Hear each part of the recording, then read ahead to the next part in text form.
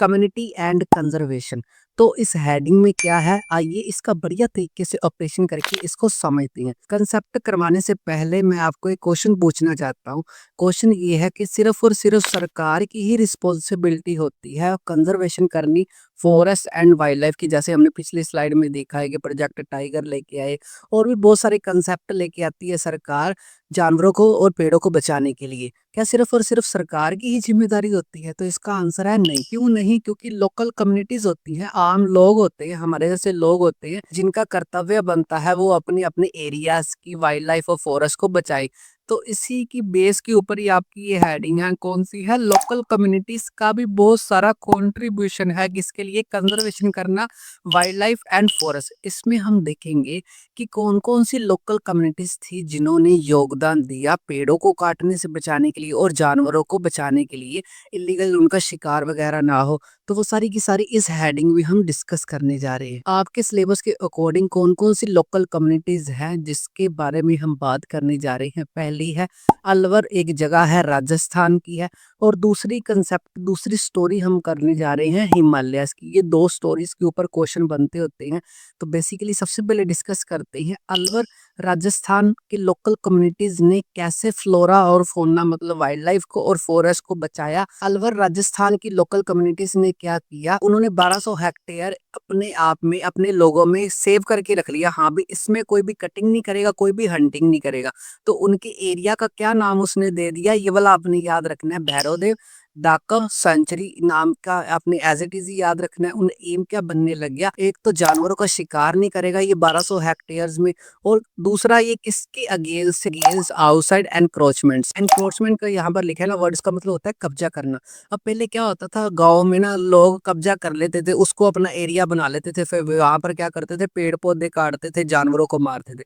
तो उन्होंने राजस्थान अलवर में 1200 हेक्टेयर को, ये वाला नाम आपने याद रखना है, उन्होंने ये नाम दिया भैरवदेव डाकफ सेंचुरी। और उन्होंने यहाँ पर हंटिंग बैन कर दी, और आउटसाइड की जो भी कब्जे लोग करते थे उन्होंने वहां पर प्रोटेक्शन दी पेड़ों को और जानवरों को। फर्स्ट लोकल कम्युनिटी की समझ आ गई। यहाँ से अलवर राजस्थान लोकल कम्युनिटी का क्या योगदान है फ्लोरा और फौना को बचाने के लिए, ये सारा कंसेप्ट आपने लिखना है। दूसरा हिमालयस का, हिमालयस के लोगों ने क्या किया आपने सुना ही होगा, उन्होंने चिपको मूवमेंट लेके आए। चिपको मूवमेंट क्या थी, इसमें क्या करते थे वो लोग, जब भी कोई सरकार के लोग या कोई भी प्रोजेक्ट होता था वहां पर कोई पेड़ों को काटना पड़ता था, तो लोग क्या करते थे, यहाँ पर हग करके खड़े हो जाते थे, चिपक के खड़े हो जाते थे पेड़ों के साथ। इनका कहने का ये मतलब था, हाँ भी अगर पेड़ों को काटना है सबसे पहले आपको हमको काटना पड़ेगा। तो हिमालयाज में चिपको मूवमेंट आई जो किसके अगेंस्ट थी? डिफोरेस्टेशन के अगेंस्ट। आई होप ये दो लोकल कम्युनिटीज का आपको अच्छी तरह समझ आ गया। उसके बाद जैसे ही हम इस हेडिंग के आगे बढ़ते हैं, वहां पर कुछ अदर आंदोलन आपने याद रखनी है। जैसे पहला आंदोलन है बीज बचाओ आंदोलन, और दूसरा है इससे मिलता जुलता नवधान्य आंदोलन। ये क्या है? तो बेसिकली जैसे लिखा है ना बीज, बेसिकली आजकल लोग क्या यूज करते हैं खेती बाड़ी के लिए, HYV सीड्स का यूज करते हैं, और उसके यूज के चक्कर में ना केमिकल्स बड़े डालने पड़ते हैं उनको बचाने के लिए। केमिकल से यूज से क्या होती है, फसलों की उपज तो ज्यादा हो जाती है, पर यहाँ पर फसलें भी खराब होने के चांसेस ज्यादा है, मिट्टी की फर्टिलिटी भी कम होती है। तो यहाँ पर उन्होंने ये मुहिम लेके आए थे लोग कि बीज बचाना है, हमने अपने बीजों को बचाओ जिससे फसलें भी अच्छी हो। और दूसरा है नवधान्य, ये भी इससे रिलेटेड थी। इन दोनों आंदोलन का एम क्या था कि फार्मिंग करनी है हमने without the use of chemical, chemical का यूज नहीं करना। अभी तक हमने तीन बातें डिस्कस कर ली हैं, एक तो अलवर राजस्थान वाली, एक हिमालयाज वाली, और एक ये वाले आंदोलन के बारे में हमने देख लिया है। इस हेडिंग के लास्ट में किसके बारे में चर्चा हुई है? GFM। GFM का मतलब क्या होता है?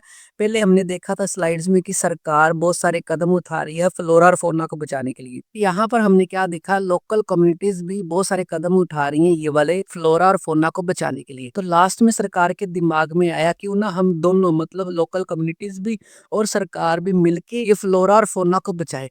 तो इसीलिए उन्होंने स्थापना की GFM। GFM का मतलब क्या होता है? Joint forest management.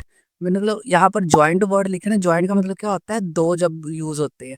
तो यहाँ पर सरकार और लोकल कम्युनिटीज ने मिलके पेड़ों और पौधों को और जानवरों को बचाने की मुहिम में हिस्सा लिया। इसको ही जीएफएम बोला जाता है, जॉइंट फॉरेस्ट मैनेजमेंट। इसका एम क्या होता है, गवर्नमेंट और लोकल कम्युनिटीज क्या करती है, सेव करती है वाइल्ड लाइफ, फ्लोरा और फौना को कुछ भी बोल सकते हो।